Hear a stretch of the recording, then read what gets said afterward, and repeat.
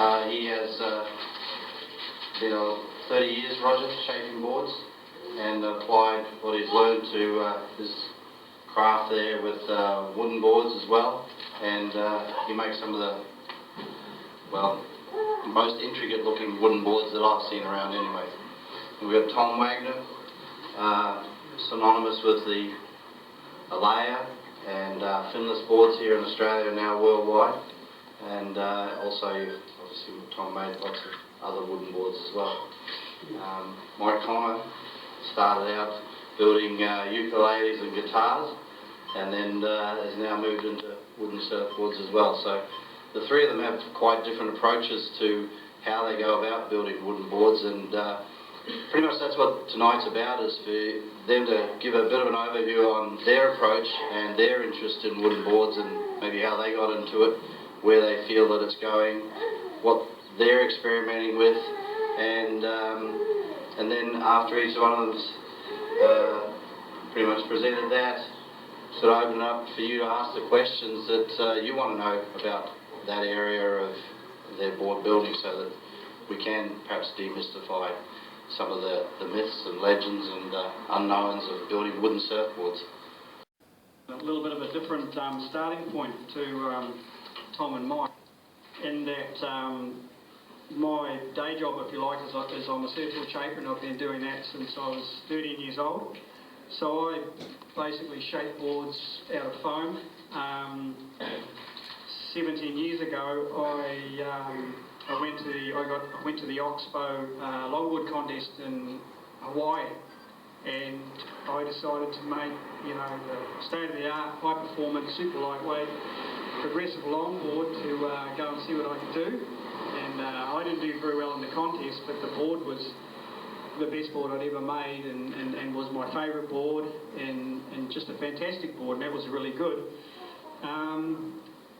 That was 1993, and I'd sort of had this idea of making a wooden board for quite a long time, and I'd been collecting agave stalks for quite a while, and had a little bit of a stash, and I thought, well, okay, I'm going to make this wooden board, and just as a little bit of an experiment, and to give the project a bit of direction, I decided to copy this super lightweight foam board that I really liked out of agave wood.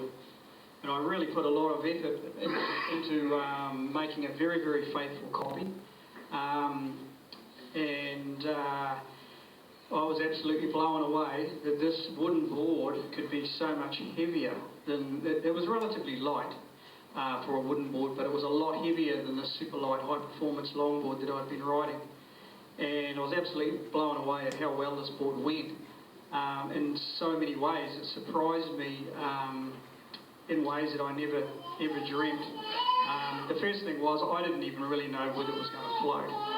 So I made the thing, you know, nervously took it to the beach. Yeah, wood floats, but hey, you should have seen my woodwork projects at school. My mother reminded me the other day that at the end of school I used to bring home my woodwork projects and sneak them in the house and hide them in the wardrobe so my dad wouldn't see them. So I haven't always been a woodworker. Well, anyway, this board did float, and it paddled great. And the first thing I noticed was it duck dived better than my foam board, and I kind of thought, well, maybe that's just a quirky, fluky thing, you know. But it just seemed every time I went under a wave that it duck dived better than my foam board. And I thought, what's going on here? And I put it down to the fact that it didn't have the same corky buoyancy as polyurethane foam blank, and it just seemed to sit under the wave, out of the turbulence for just that little bit longer, and then it popped up. So that was something I never would have dreamt. The next thing I found was paddling into waves, the board just seemed to have more motor. And then the takeoff, it had this really nice, sure-footed kind of feel to it as you drop down a wave, and it was always there for you at the bottom. So right from paddling the board to my first takeoff, I was discovering things like just bang, bang, bang, and that really surprised me. And I found out all kinds of things, and I rode that board for 2 years non-stop. And in the end, I just had to get off it because as a shaper, I wasn't experimenting anymore. It's kind of like, well, I didn't need another board, you know. So I had to stop riding it. But the other thing I did at that time was I was so intrigued by the weight and how could this board be so, you know, fast and lively compared to the foam one that I'd copied. So the next board I made, I deliberately made it considerably heavier. And what I did is I made it out of balsa wood, but what I did is I put hardwood rails on it, like really heavy hardwood rails. And the board was heavy, you know, but it was a very progressive shape. It had a lot of rocker in it. And something that I found, you know, well, okay, I won't digress just yet. But what I started off to say was I put heavy hardwood rails on this board, and what I found was, okay, you drop into a wave, you lay it on rail to do your bottom turn, and what the board did is just flipped onto its rail really quickly because the weight was in the rail, and then it held a really nice line. And then when you wanted to, you know, come out of the turn and go onto the other rail, it flipped onto that rail. I mean, I use the word flip, but it's really smooth but really quick. So from that time on, I never bothered about making another lightweight surfboard again. And, you know, even when I make my foam boards, I always say to my glasser, you know, don't worry about making it light. And I already pretty much predetermined the fact that they're not going to be light, because I either put like hardwood stringers in them or a big piece of wood or multiple stringers. And when I say multiple stringers, I don't mean 3 or 4. You know, I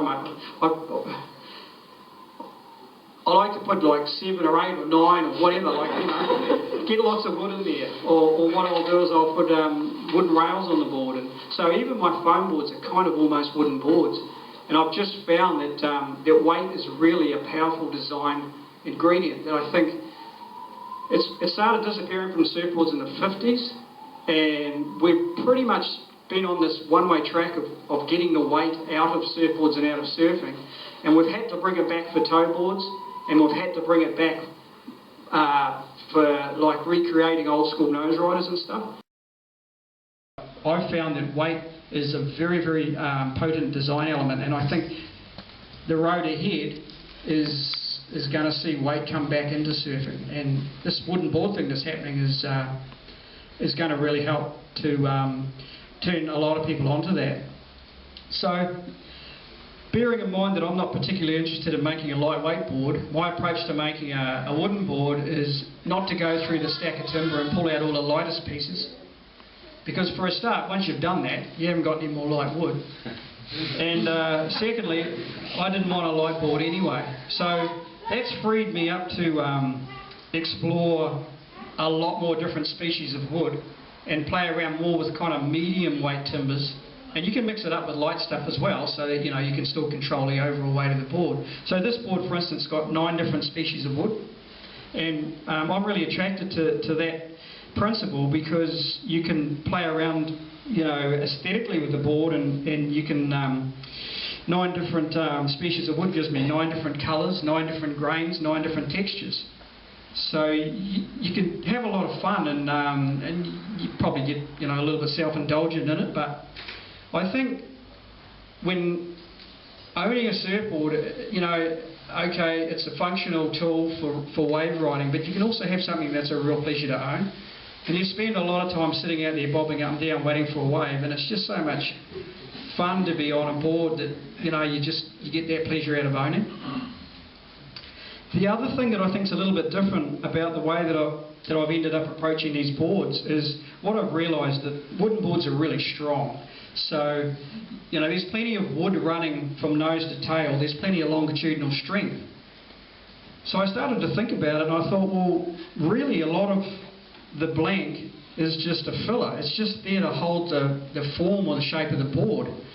So I started mucking around with making different patterns in the board, like instead of having all the wood running from nose to tail, having some of the wood running across the board.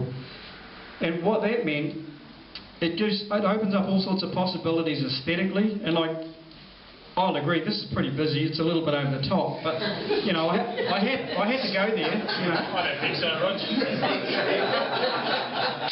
We're all experimental, and I had to go there. I've got that out of my system a little bit now. But the other advantage with making up beams where you're using wood going laterally across the board is you can get right away from relying on using commercially milled timbers. So this board is made in a completely different way to what Tom's doing and to what Mike's doing. This is made by making beams of wood which are glued together to make a wooden blank. And the thing I like about that is you can make the blank whatever shape you want. So you can make the blank the right shape to make the surfboard out of, which means you don't have the kind of restrictions where, you know, if you want to have a deep concave and then go straight into a chine, you know, you don't have those sort of tensions because you're shaping the contours into the board. The beams that the board's made up out of, in this case, they're about 50mm wide beams. And I chamber the beams out, which removes roughly 50% of the weight. So this board here weighs about 8 kgs, which for a 5'11" surfboard is pretty heavy. It's more the weight of something between a sort of an 8 and a 9 foot board probably. But don't be too put off by the fact that the board weighs 8 kgs. The one that I've got, that I've been riding for the last couple of years, it's very, very similar to this. It weighs 8 kgs. Every time I pick the board up and put it under my arm, I feel the weight and I go, oh, yeah, there's that weight again. You know, it's a pretty heavy board. And I guarantee, if you all came up one at a time and picked the board up, you'd go, oh, yeah, that's pretty heavy. And some of you'd probably be really surprised at how heavy it is. But every time I pick the board up and put it under my arm, I feel that weight. But what never fails to amaze me every time I use it is I put that board on the water and I look at it and then I jump on it and I start paddling. And I go out and I have a fantastic surf, and it's not till I come back in and pick the board up and put it under my arm again that I even think about the weight. The weight just isn't there when I'm surfing it.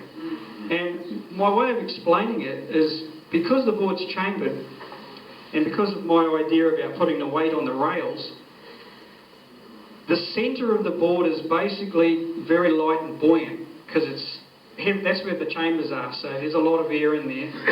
The outside of the board is heavy and not very buoyant, being that it's solid timber. So you're standing on something that's light and buoyant, you're going really fast because of the momentum of the board, and when you go on rail, it goes on rail really quick. The rails sink really quickly and they sit in the water. It's just silky smooth. This board's got a 17.5-inch wide tail, which is a pretty wide tail, and it'll hold an edge on a steep face, no problem at all. We've been designing boards around making them very, very light and around the buoyancy of foams pretty much since the 50s. Well, how about we start thinking about designing surfboards around the characteristics of the wood, and how you know, where will that take us? And I think it's a pretty exciting time to be a surfboard shaper. Is there any questions? You say you've chambered out the unit there. Is there any pressure build up in those chambers? You don't have to vent off? Yeah, that's an interesting question, and it's a little bit of a mystery to me. I think the difference between these boards and what the other guys are doing is the skin thickness.